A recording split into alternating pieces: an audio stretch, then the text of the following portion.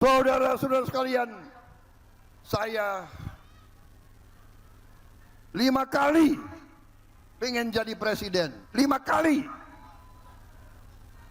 4 kali gue kalah. Tapi saya merasa buruh tani dan nelayan selalu bersama saya, saudara-saudara. Hanya kita tahu kadang-kadang mereka lah banyak akal, tapi gak apa-apa.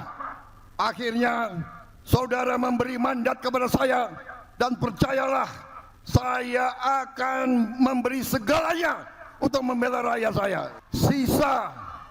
Sisa hidup saya adalah untuk rakyat saya, saudara-saudara sekalian. Saudara-saudara perhatikan, seluruh dunia dalam keadaan krisis.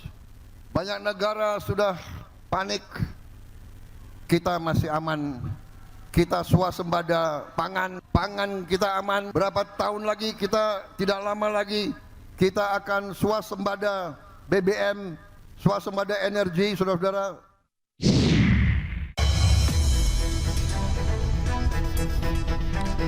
Masih di Satu Meja The Forum, saya mau melanjutkan ke Mas Budiman. Mas Budiman, tadi pertanyaan saya adalah ketika Anda mengatakan kurang banyak aktivis yang di dalam.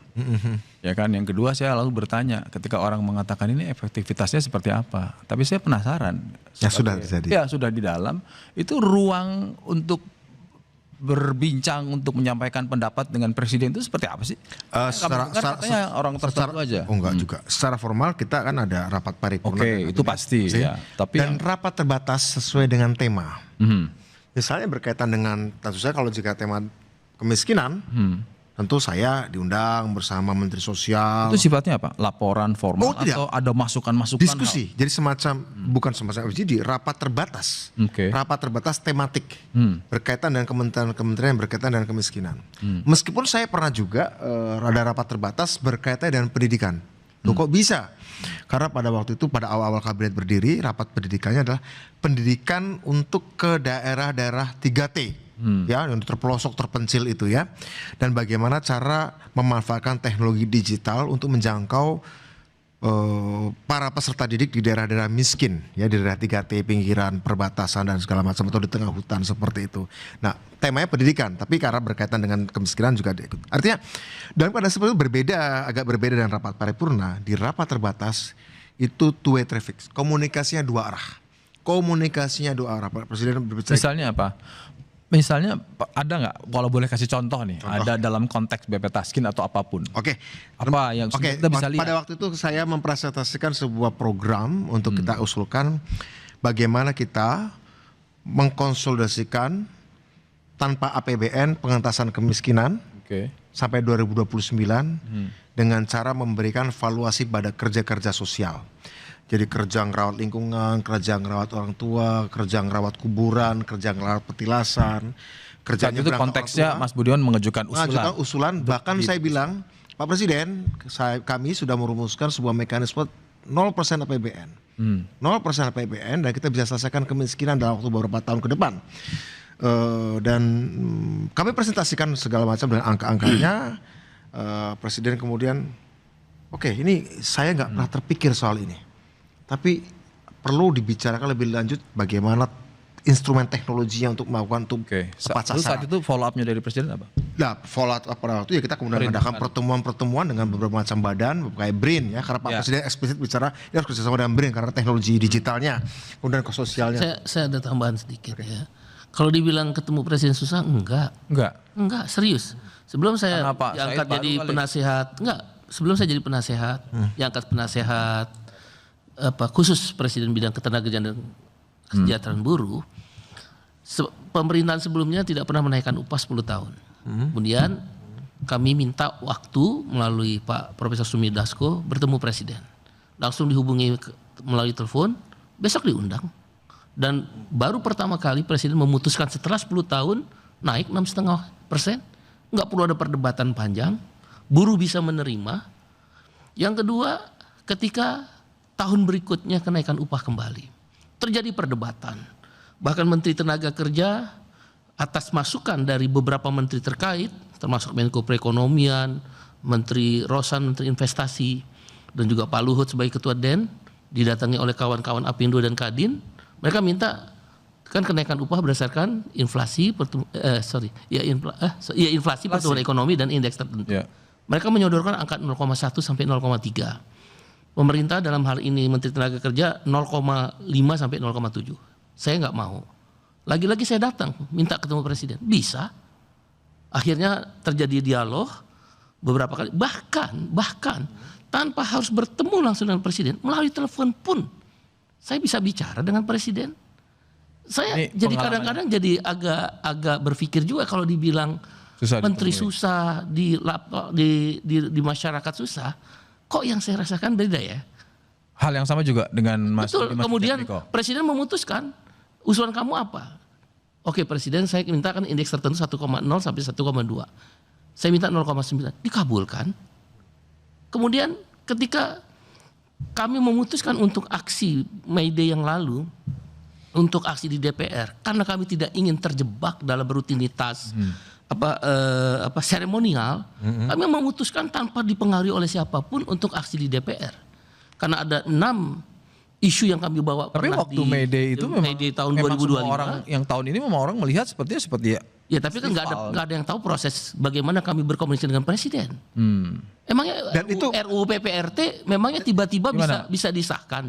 Tidak. RUU PPRT 22 tahun kawan-kawan di dalam PRT berjuang. Ya. Mas Budiman menambah 3 hari bisa disahkan. Enggak, artinya gini, bukan suatu yang aneh juga ketika ada perayaan May Day dihadiri Presiden di negara manapun. Oh nggak apa-apa. Nggak ada masalah. Jangan bahkan itu tapi yang harus dilihat adalah itu bagus. Yang dilihat adalah keberlangsungan bagaimana perjuangan buruh. Oh itu benar. Yang belum selesai. Substansinya. Pertanyaan tadi, apakah apa?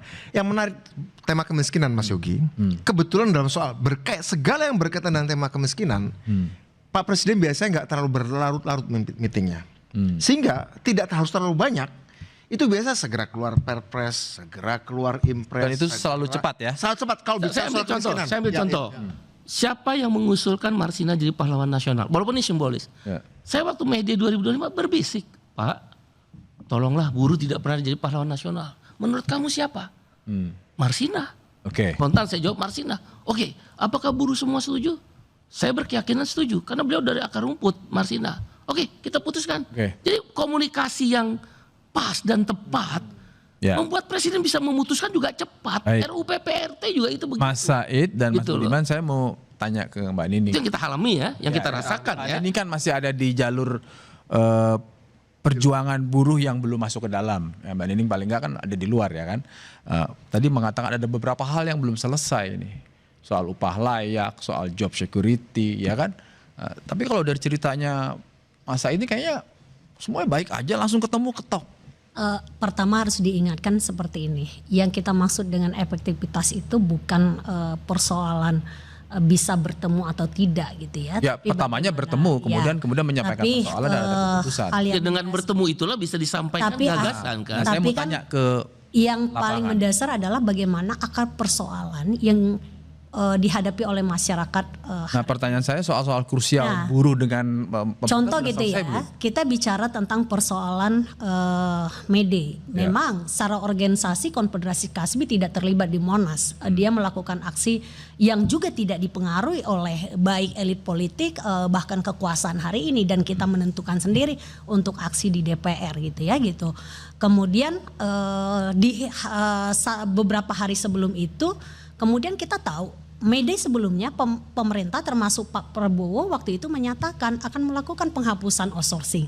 Faktanya kebijakan yang dikeluarkan adalah ketika peraturan menteri justru kemudian mengeluarkan satu kebijakan tentang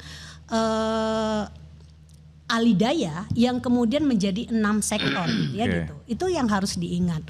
Artinya Anda mengatakan bahwa belum semua apa yang disampaikan di publik dengan apa yang kemudian diturunkan dalam satu kebijakan ini agak bergeser gitu ya gitu. Kenapa saya bilang kayak seperti itu? Konstitusi negara kita menjamin bahwa siapapun pengurus negara menjamin seluruh tumpah darah Indonesia. Nah, kalau 6 sektor ini boleh kita alidayakan, artinya kita melakukan diskriminasi terhadap 6 sektor, mulai dari security misalkan, terus kemudian catering dan yang lain gitu ya gitu. Itu yang harus diingat. Anda melihat belum ada keberpihakan pemerintah. Nah, itu yang harus kita lihat gitu ya gitu. Saya mau banyak atau sedikit yang masuk dalam kekuasaan, kita bisa lihat kok di rezim Jokowi. Saya adalah secara individu saya mendukung rezim Jokowi di periode pertama gitu ya gitu, tentang bagaimana pada saat itu ada satu program agenda yang mau disampaikan adalah tentang kerja layak, upah layak, terus kemudian hidup layak.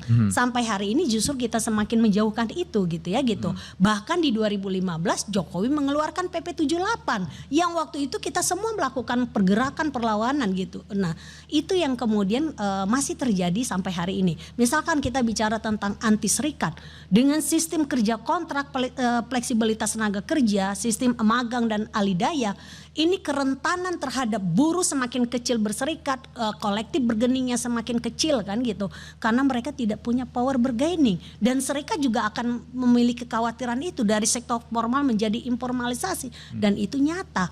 Nah, ditambah lagi dengan Omnibus Law Undang-Undang Cipta Kerja yang hari ini juga banyak dimanfaati oleh pengusaha-pengusaha hitam yang kemudian itu butuh bagaimana pencegahan, pengawasan dan penegakan hukum, dan ini masih persoalan yang dihadapi sampai hari ini. Termasuk juga bicara tentang ruang kebebasan berdemokrasi gitu ya.